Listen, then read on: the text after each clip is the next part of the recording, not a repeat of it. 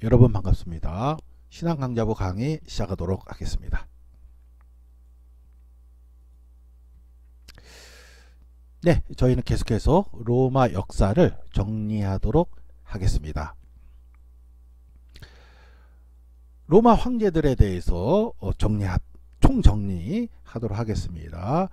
시저 패밀리라는 그림인데요. 로마 황제 중에 제1대부터 5대까지 로마 황제를 역임한 그 황제들의 가계도를 그림으로 그린 것도 있습니다. 또한 네르바, 도미티아누스 황제 다음에 네르바가 황제가 되었죠. 원로원에서 제일 나이 많은 분. 네르바서부터 5명 내리 황제를 가리켜서 5현제 5명의 현명한 황제 시대다 라고 일반 역사에서 지칭을 합니다. 네르바, 트라이아누스, 하드리아누스, 안토니우스, 피우스, 마르쿠스, 아우렐리우스 이렇게 5대 5현제 시대까지도 신약 시대가 이어진다라고 볼 수가 있습니다. 자, 그래서 이렇게 총정리하면은 좋겠습니다. 이 내용은 제가 학교 수업 시간에 강의하는 자료인데요. 아주 유용해서 가지고 왔습니다. 제1대 황제 아우구스투스, 보통 아우구스투스라고 하지만은 이제 옥타비아누스 하면 이제 혼동될 이유가 없지요. 1대 황제, 그 다음에 티베리우스 황제, 2대 황제, 예수님 시대 때 티베리우스 황제입니다. 아우구스투스하고 티베리우스는 성경에서 나왔지요. 칼리귤라 악명 높은 왕입니다. 성경에서 이름은 등장하지는 않습니다. 아무튼 클라우디우스 황제 성경에서 나왔죠. 클라우디오 사도행전 18장에서 나왔었고요. 이름이. 그 다음에 네로 악명 높은 황제죠. 이렇게 5명이 율리우스 카이사로스 가문입니다. 그 다음에 네로가 죽은 다음에 3명의 황제가 엎치락뒤치락 했죠. 3명의 사실은 총사령관이 엎치락뒤치락 한 건데요. 다들 이제 황제라고 선포했는데 연표에는 다 황제로 올라갔습니다. 짧게 밖에 못했지만은 아무튼 갈바 오토 비텔리우스가 황제로 올라가긴 했습니다. 잠깐씩 있었지만요. 그러나 비텔리우스가 이제 황제로 오토를 무찌르고 황제로 등극했을 때 베스파시아누스가 유대로마 전쟁을 수행하다가 그거는 아니다. 그래서 비텔리우스를 이제 무찌르고 자신이 이제 황제가 됐지요. 10년 동안 황제를 했는데요. 율리우스 카이사로스만큼 유명한 인물이 됐습니다. 10년 동안 황제를 했습니다. 그리고 그 아들인 티투스 장군이 이어서 황제가 됐고요. 2년 동안 황제하다가 일찍 죽었습니다. 그 다음에 둘째 아들 도미티아누스가 황제를 했는데요. 이때 아주 폭압 정치를 했지요. 그래서 칼리귤라, 네로, 도미티아누스 3대 악명 높은 황제라고 하겠습니다. 그 중에서 도미티아누스는 요한계시록의 배경으로 지목되는 인물입니다. 도미티아누스를 처단하고 지친 이제 원로원에서 제일 나이 많은 분이 일단 황제를 맡아주시오 해서 제일 나이 많은 네르바가 황제가 됐습니다. 2년 하고 일찍 죽었습니다. 그 다음 황제가 된 트라이아누스하고 하드리아누스 이 2명 때 로마가 가장 강력한 국력을 자랑했었습니다. 안토니우스 피우스도 그렇고 마르쿠스 아우렐리우스 때도 마찬가지입니다. 여기 그 도표상으로는 루키우스 베루스도 같이 나오는데요. 초반에 공동 황제를 했었거든요. 근데 공동 황제 잠깐 하고 루키우스 베루스는 이제 빠졌는데 루키우스 베루스를 빼고 보통 네르바, 트라이아누스, 하드리아누스, 안토니우스 피우스, 마르쿠스 아우렐리우스 5현제라고 합니다. 요거를 제가 수업 시간에 강의하면서 다음같이 외우면 좋다라고 합니다. 5, 3, 3, 5 이렇게 하면 되겠죠. 율리우스 카이사로스 가문 황제가 1대부터 5대 3명. 그 다음에 엎치락 뒤치락 3명 있었죠. 그 다음에 베시아파시아누스 황제 가문 세 명 있었죠. 아버지와 두 아들 차례대로 황제였으니까 세 명이고요. 그 다음에 다시 또 옵니다. 5 현재 시대니까. 그래서 5335 하면은 머릿속에 아마 쏙 들어올 겁니다. 이렇게 5335 이렇게 머릿속에 정리를 하신 다음에 신약성경을 보면은요, 신약성경 처음 시작할 때 또 예수님 당시, 그 다음에 예수님 이후에 그렇죠, 사도 바울이 복음을 전하지 않습니까? 복음이 로마 세계 전체에 곳곳으로 막 퍼져나갑니다. 바울 서신을 보면 우리가 잘 알 수 있죠. 그럴 때 바로 그 배경이 되는 그런 황제들이 되겠습니다. 5335 이렇게 정리하면은 잘 정리할 수 있을 것으로 생각을 합니다. 자, 로마 역사와 로마 황제에 대해서 몇 주에 걸쳐서 아주 간략하게 일단은 정리를 했습니다. 자, 지금부터는 그 다음 단계로서 성경과 보다 관련 있는 내용을 살펴보도록 하겠습니다. 몇 주에 걸쳐서 로마 역사를 정리했는데요. 그것을 이제 활용해야 되겠죠. 바탕으로 해서 성경의 그 배경 역사를 조금 더 눈에 잘 보일 수 있도록 형성을 하도록 하겠습니다. 지금 왼쪽에 있는 인물은 율리우스 카이사루스입니다. 왔노라 보았노라 싸우노라 주사위는 던져졌다. 그 유명한 율리우스 카이사루스입니다. 로마 역사 통틀어서 가장 유명한 사람이죠. 율리우스 카이사루스, 카이사루스라는 단어가 이름인데 황제라는 단어로 아예 사용이 됐습니다. 본인은 황제를 극구 사양했고 제1시민이다라고 했지만 실질적으로는 초대 황제라고 해도 과언은 아니었죠. 그 양아들인 아우구스투스, 그러니까 옥타비아누스가 일대 황제였습니다. 아무튼 율리우스 카이사루스 하고 지금 옆에 있는 그림은요, 물론 상상도입니다만은 헤롯 대왕입니다. 지금부터는 몇 주에 걸쳐서 헤롯 대왕과 헤롯 가문에 대해서 살펴보도록 하겠습니다. 헤롯 대왕과 헤롯 가문은 우리 신약성경의 세계를 이해하는데 또한 보다 좁은 의미에서 보다 구체적으로 큰 도움이 되는 토대가 된다고 할 수가 있습니다. 그 중에 첫 번째로서 헤롯 대왕이 되겠습니다. 헤롯 대왕, 훗날 헤롯 대왕, 대왕자가 붙었는데요. 왜 대왕이 붙었는지도 추후에 설명을 하도록 하겠습니다. 우리 성경에 나오니까 대왕이 붙은 게 아니라 성경과 별개로 메가스, 대왕자가 붙었습니다.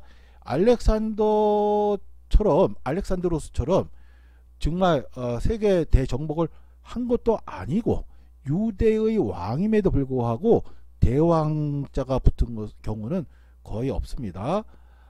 그럴 정도로 걸출한 인물이었습니다. 대단한 인물이었는데요. 그거를 저희들이 좀 이번 기회에 좀 구체적으로 살펴보도록 하겠습니다. 이 헤롯 대왕의 상상도 초상화 그림이 되겠습니다. 어느 날 헤롯 대왕이 헤롯이 율리우스 카이사루스에게 찾아가서 나를 유대인의 왕으로 임명시켜 주십시오 라고 말을 했습니다. 자, 그렇게 된 배경이 있었습니다. 헤롯의 출신은 에돔 출신입니다. 에돔에 대해서는 추후에 저희들이 또 지도를 통해서 보도록 하겠습니다. 유대인이 아니었던 것이죠. 에돔 출신이었는데요. 그 아버지가 안티파테르라는 사람이었습니다. 에돔은 이스라엘 남부 고지대입니다. 상당히 험준한 지역이었습니다. 그래서 율리우스 카이사루스가 이쪽에 동방 원정 갔을 때 좀 고생을 좀 했습니다. 그때 안티파테르라는 사람이 길 안내 도움을 줬습니다. 그래서 이제 고마운 생각을 하고 있었는데요. 어느 날 안티파테르가 아들 헤롯을 불렀습니다. 얘야, 너는 이 산에서 하산하거라. 지금 최고의 통치자는 율리우스 카이사로스라는 사람이니까 로마에 가서 인사드려라. 이렇게 이야기를 한 거예요. 그래서 그 아들이 예 알겠습니다 아버지. 그 로마로 갔습니다. 율리우스 카이사로스를 만났습니다. 인사드리러 왔습니다. 그래. 어떻게 왔는지 제 아버지가 보내서 왔습니다. 아버지가 누구시더라? 함자가 안자 티자 파자 태자 르자 안티파테르입니다. 율리우스 카이사로스가 들어본 것 같은데 어디서 들어봤지? 동방 원정할 때 이두메에서 길 안내를 했습니다. 그때 나한테 도움을 줬지. 하여튼 그때 고마웠어. 무슨 일인가? 저를 유대의 왕으로 임명해 주십시오. 그래, 유대의 왕 해. 그래서 유대의 왕이 된 겁니다. 기원전 37년부터 기원전 4년까지 오랫동안 유대의 왕이 되었습니다. 기원전 40년에 헤롯이 율리우스 카이사로스를 찾아간 것이었거든요. 율리우스 카이사로스를 찾아가서 기원전 40년에 만났을 때 그때 율리우스 카이사로스는 이미 이제 환갑 나이였습니다. 60살이었고요. 헤롯은 33살 한참 젊은 청년 나이였습니다. 한 27살 차이니까 이제 아버지와 아들뻘 정도는 되겠죠. 환갑의 율리우스 카이사로스와 그 젊은 헤롯이 33살 40년에 만나서 허락을 받았고 실질적으로 헤롯이 유대로 돌아와서 기원전 37년부터 4년까지 유대의 왕으로 통치를 했습니다. 왕조를 이루었고요.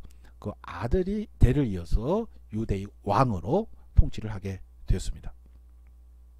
헤롯 가문의 가게도 우리 그 인터넷에 보면은요 가게도 그림이 많이 있습니다. 이거 노란색으로 되어 있는 어떤 도표인데요. 여기 노란색으로 되어 있는 거는 성경에 이름이 나오는 걸 표기한 것 같은데 그렇다면은 노란색이 될 게 몇 개가 조금 더 있기는 합니다. 아무튼 그렇고요. 이 가게도 1대, 2대, 3대, 4대까지 왕조로 있었습니다. 예루살렘 성전과 헤롯 대왕이 굉장히 밀접한 관계가 있습니다. 우리가 성전 배경 역사를 전체를 다 살펴볼 수는 없기 때문에 예루살렘 성전을 중심으로 한 성경 배경 역사를 살펴보겠다 하고서 출발을 한 것이었거든요. 결국 여기까지 왔습니다. 예루살렘 성전과 헤롯 대왕이라는 주제를 지금부터 살펴보도록 하겠습니다. 먼저 성경에서 등장하는 헤롯 왕가를 잠시 정리하도록 하겠습니다. 먼저 마태복음 2장 1절부터 3절입니다. 헤롯 왕 때에 예수께서 유대 베들레헴에서 나셨다. 우리가 너무나 잘 아는 단락이죠. 동방박사 이야기입니다. 동방박사가 큰 별을 보고 왔죠. 이제 동방에서 봤을 때는 서쪽이 되겠죠. 예루살렘에 와서 왕궁에 왔습니다. 큰 별을 보고 큰 인물 왕이 나셨다. 그래서 몇 달 걸려서 아마 왔을 겁니다. 동방박사 입장에서는 어디로 가야 되겠습니까? 왕궁으로 가는 거죠. 왕의 탄생만큼 큰 인물은 없으니까요. 왕궁에 갔는데 아기가 태어나지 않았다는 거예요. 헤롯 왕이 당황하였고 온 예루살렘과 사람들도 다 당황했다라고 했습니다. 아기가 태어난 적이 없는데 태어났다고 하니까. 근데 헤롯 왕이 다음과 같은 이야기합니다. 유대인의 왕이 태어난 것을 알거든 나에게 알려달라. 나도 가서 경배하겠다라고 말을 합니다. 왕인데 자신이 유대의 왕인데 이것은 헤롯 왕이 유대인이 아닌데 왕이 됐기 때문에 이런 말을 한 것이죠. 아무튼 그렇고 2살 아래는 다 죽여버리지 않습니까? 바로 이 사람이 헤롯 대왕입니다. 그러나 요셉은 아켈라오가 그 아버지 헤롯을 이어서 유대 지방의 왕이 되었다는 말을 듣고 그곳으로 가기를 두려워했다. 그는 꿈의 지시를 받고 갈릴리 지방으로 물러가서, 여기서 아켈라오는 아르켈라우스인데요, 조금 전에 언급한 헤롯의 아들입니다. 제 2대가 아버지가 죽었으니까 그 아들이 유대 지방의 왕이 됐습니다. 왕을 이어받은 거죠. 아켈라오라는 이름이 마태복음 2장 22절에서 나옵니다. 마가복음 6장 16절에 18절입니다. 그런데 헤롯이 이런 소문을 듣고서 말하기를 내가 목을 벤 그 요한이 살아났구나 하였다. 헤롯은 요한을 잡아오게 하여서 오게 가둔 일이 있었다. 헤롯이 자기와 형제간이 빌립의 아내 헤로디아 때문에 그렇게 했던 것이다. 헤롯이 그 여자를 아내로 맞았으므로 요한이 헤롯에게 형제의 아내를 차지하는 것은 옳지 않다고 말해왔기 때문이다. 세례 요한이 처형당한 명목상의 이유가 마가복음 6장 16절에서 18절에서 드러나고 있습니다. 세례 요한이 비판했던 거죠. 헤롯이 빌립의 아내를 취했기 때문에 그것을 비난했던 것이죠. 여기서 헤롯은 그 아들입니다. 헤롯 대왕의 아들입니다. 헤롯 대왕은 일찍 죽어서 그 아들 아켈라우스가 왕이 됐다. 그래서 요셉이 이집트에서 돌아서 갔다. 그래서 예수님 태어날 당시에 헤롯 대왕은 죽었거든요. 이건 이제 예수님 공생애 때 일이지 않습니까? 30년 후지요. 여기서 헤롯이라고 된 것은 헤롯 안티파스입니다. 헤롯 안티파스. 헤롯 안티파스를 헤롯이라고 원어에서는 나와 있는데요. 형제 빌립이라는 이름도 나옵니다. 헤롯 대왕의 아들입니다. 어머니는 다릅니다.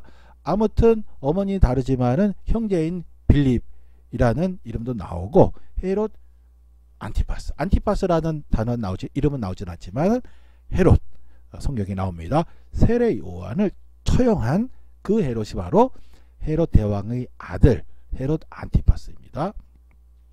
헤롯 안티파스는 성경에서 여러 차례 나옵니다. 예수님께서 저 여우라고 지칭하기도 했었는데요. 그리고 영광스럽게도 예수님을 직접 만나기도 했습니다. 누가복음 23장 7절에서 8절은 다음과 같습니다. 그는 예수가 헤롯의 관할에 속한 것을 알고서, 그는 이제 빌라도이죠, 예수를 헤롯에게 보냈는데 마침 그때 헤롯이 예루살렘에 있었다. 마침 그때 예루살렘에 있었다라고 하는 이유는 헤롯은 헤롯 안티파스죠.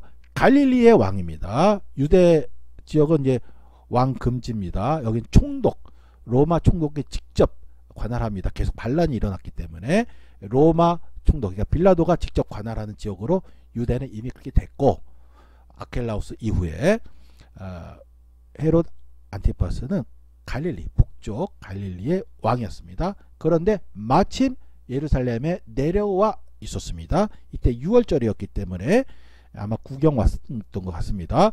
헤롯은 예수를 보고 매우 기뻐하였다. 그는 예수의 소문을 들었으므로 오래전부터 예수를 보고자 하였고, 또 그는 예수가 어떤 기적을 일으키는 것을 보고 싶어하였다.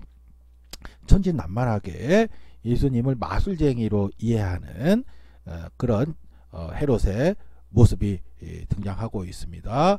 그런데 아무튼지간에 영광스럽게도 예수님을 직접 만나보기는 했습니다. 헤롯 안티파스였습니다. 그 아들 때, 그 밑에 헤롯 대왕의 이제 손자뻘이 되겠지요. 성경에 다음같이 등장합니다. 사도행전 12장 21절에서 23절입니다. 지정된 날에 헤롯이 용포를 거쳐 있고 왕좌에 좌정하여 그들에게 연설하였다. 그때 군중이 신의 소리다, 사람의 소리가 아니다 하고 외쳤다. 그러자 즉시로 주님의 천사가 헤롯을 내리쳤다. 헤롯이 하나님께 영광을 돌리지 않았기 때문이다. 그는 벌레에게 먹혀서 죽고 말았다. 벌레에게 먹혀서 죽은 헤롯, 사도행전 12장, 이 헤롯은 손자때입니다. 그러니까 1세대는 헤롯 대왕, 2세대는 헤롯 안티파스, 3세대는 헤롯 아그리파 1세입니다. 벌레에게 먹혀서 죽은 요 헤롯이라고 나와 있는 사도행전 12장의 헤롯은 아그리파 1세입니다. 헤롯 아그리파 1세. 성경에 이렇게 등장합니다. 그 아들 때, 그러니까 증손자 1세대, 2세대, 3세대, 4세대도 등장합니다. 사도행전 끝부분입니다. 사도행전 26장 28절에 30절. 그러자 아그리파 왕이 바울에게 말하였다. 증손자 대인 헤롯은 헤롯 아그리파 2세라고 합니다. 그런데 헤롯 아그리파 2세를 성경에서는 아그리파 왕으로 표기를 했습니다. 그래서 우리말 번역에 아그리파 왕이라고 한 거죠. 헤롯 대왕의 증손자인 거죠. 그런데 영광스럽게도 바울하고 2년 동안 같이 살았습니다. 왜냐하면 헤롯 아그리파 2세가 머물러 있는 헤롯 궁전에서 바울이 2년 동안 갇혀 있었기 때문에 그랬던 거죠. 자주 만나서 이야기도 하고 사이가 좋았던 것으로 좀 보여집니다. 같이 좀 이야기도 많이 나누고 그랬는데요. 아그리파 왕이 바울에게 다음같이 말합니다. 그대가 짧은 말로 나를 설복해서 그리스도인이 되게 하려고 하는가? 우리가 잘 알고 있는 이 말이 바로 아그리파 2세, 헤롯 아그리파 2세가 한 말입니다. 그리고 여기에서 읽지는 않습니다만은 황제에게 가이사에게 상소했으니 가이사에게 갈 것이다 라고 말한 사람도 바로 이 헤롯 아그리파 2세입니다. 그랬더니 바울이 대답하였다. 짧거나 길거나 간에 나는 임금님뿐만 아니라 오늘 내 말을 듣고 있는 모든 사람이 이렇게 결박을 당한 것 외에는 꼭 나와 같이 되기를 하나님께 빕니다. 왕과 총독과 번이게 및 그들과 함께 앉아 있는 사람들이 다 일어났다. 바울과 이렇게 굉장히 중요한 대화를 나눴던 아그리파 왕이라고 번역된 이 사람이 바로 헤롯 대왕의 증손자입니다. 이 헤롯 아그리파 2세는 여동생이 둘이 있었는데요. 번이게가 있습니다. 여기 총독과 왕과 총독과 번이게라고 하는데요. 이 번이게는 우리말 번역이 그렇지만 이제 베로니카입니다. 베로니케.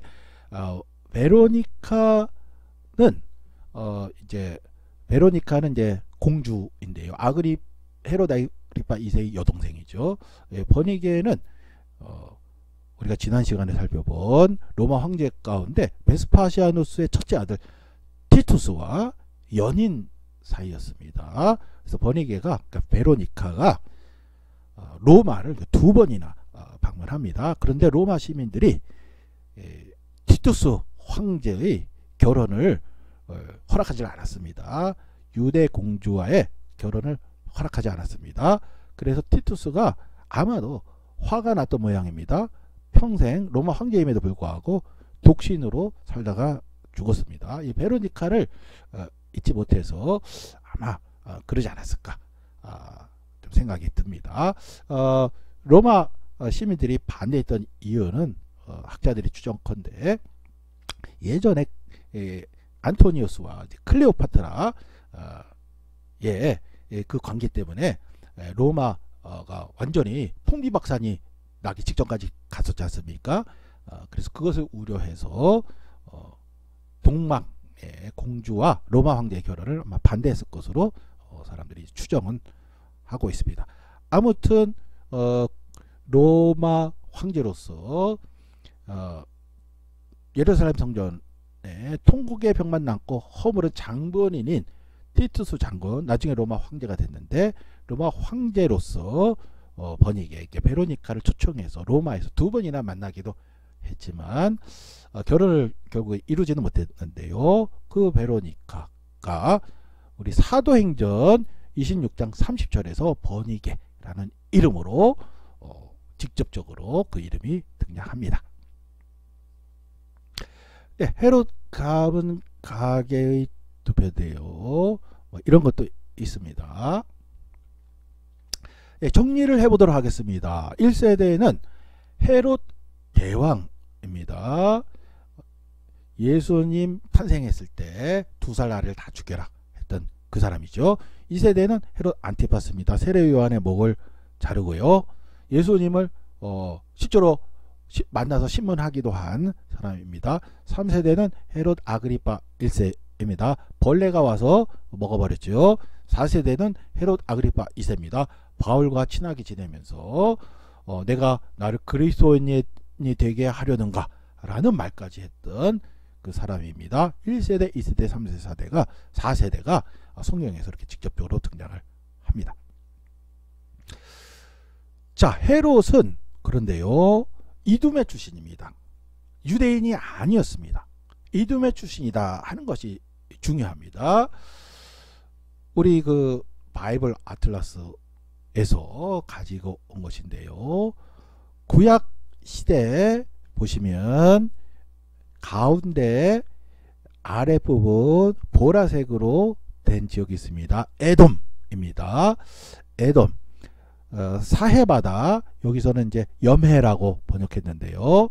그 밑에 고지대입니다. 에돔이 되겠습니다. 에돔 지역이 되겠습니다. 에돔, 우리에게 친숙한 민족이죠. 에돔. 그 지역 인근에 역시 이제 보라색으로 되어 있는데요.